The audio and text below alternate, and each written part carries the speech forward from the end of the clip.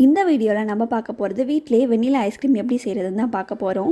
1/2 litre மில்க்கை நல்லா boil பண்ணிக்கோங்க. ஒரு சின்ன பவுலில் 2 tablespoon milk powder, 2 tablespoon cornflour add பண்ணிட்டு இதை டைல்யூட் பண்ணிட்டு அந்த பாயிலான மில்கில் போட்டுக்கோங்க.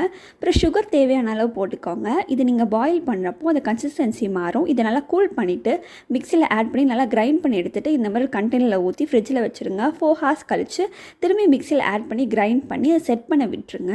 செட் பண்ண விட்டு ஒரு 8 ஹார்ஸ் இல்லை அதுக்கு மேலேயும் நீங்கள் வச்சு அதை எடுத்துகிட்டு சர்வ் பண்ணலாம். நான் கார்னிஷ் பண்ணுறதுக்காக நட்ஸ் அண்ட் செரிஸ் எடுத்திருக்கேன்.